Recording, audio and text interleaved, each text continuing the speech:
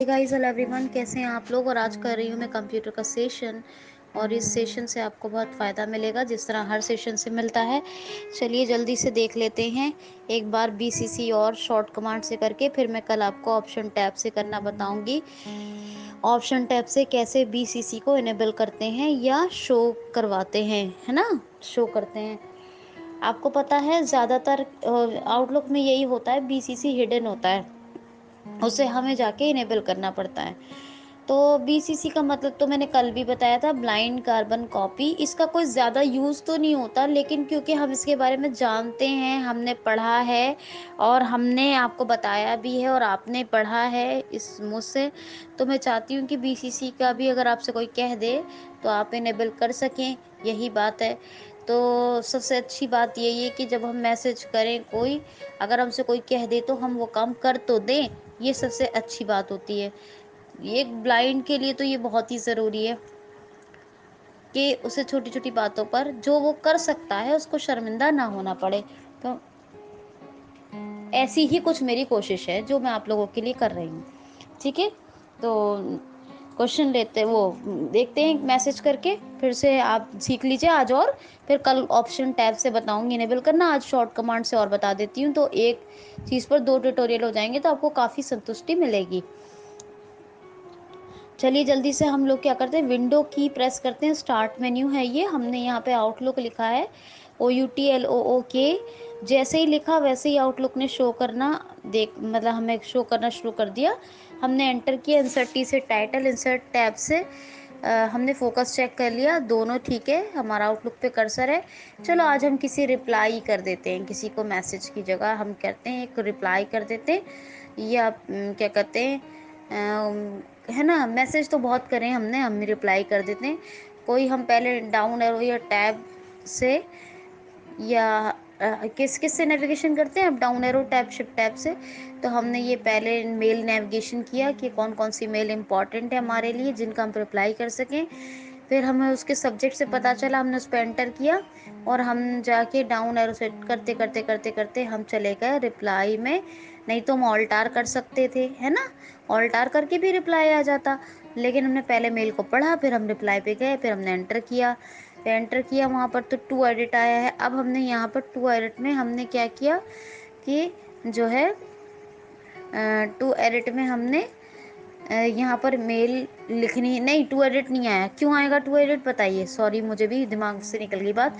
To edit नहीं आया, जैसे ही हमने ऑल टार किया है तो हमारे सामने आया है डायरेक्ट मैसेज। क्या है, मैसेज एडिट आया है, मैसेज एडिट आया है। टू एडिट क्यों नहीं आया, क्यों नहीं आया, क्यों नहीं आया, क्योंकि हम रिप्लाई कर रहे हैं। क्यों नहीं आया, क्योंकि हम रिप्लाई कर रहे हैं। हम शिफ्ट टैब से गए, हमने देखा तो सब्जेक्ट, और सब्जेक्ट से पहले हमने देखा सीसी, और फिर देखा हमने शिफ्ट टैब करते करते जा रहे हैं, टू एडिट में वो ईमेल आईडी है जो हमें ईमेल से, जिस आईडी से ईमेल आया है ना, क्योंकि हम रिप्लाई कर रहे हैं, उनको उत्तर दे रहे हैं।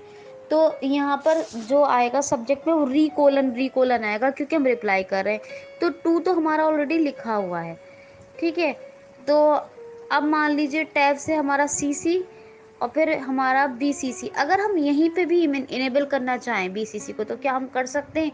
चलिए कोशिश करते हैं, कोशिश करते हैं। हमने यहाँ ऑल पी पी किया, ऑल पी एक साथ, फिर पी, तो फिर हमने स्केप कर दिया, स्केप कर दिया। इसका मतलब ये है कि हमारा जो है, हम में उससे बाहर आ गए ना बाहर।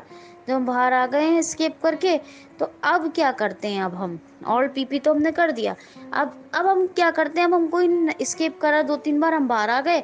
अब फिर से हम कोई ईमेल पे जाते हैं जिसका हमें रिप्लाई करना होता है या फॉरवर्ड करना है। मान लीजिए मैसेज हम कोई फॉरवर्ड करना चाहते हैं, कोई मैसेज हमें अच्छा लगा तो फॉरवर्ड, नहीं तो हम उसका रिप्लाई कर देंगे।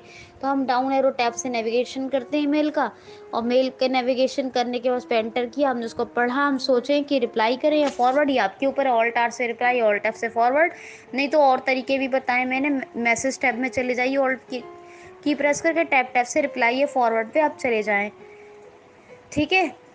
तो रिप्लाई या फॉरवर्ड पे चले जाइए, जो जो आपको करना है, रिप्लाई करना है या फॉरवर्ड करना है, ठीक। तो आप क्या करें, यहाँ पर एंटर कर दें। आपको फॉरवर्ड करना है तो फॉरवर्ड, अदरवाइज रिप्लाई पे।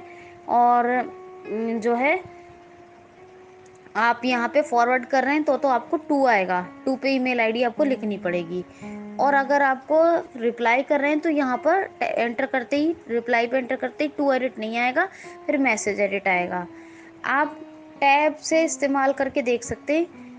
मतलब टैब करेंगे CC और फॉरवर्ड कर रहे हैं तो 2 आया, तो फिर CC पे टैप करेंगे तो BCC आपको दिखाई देगा, क्योंकि आपने इनेबल कर लिया।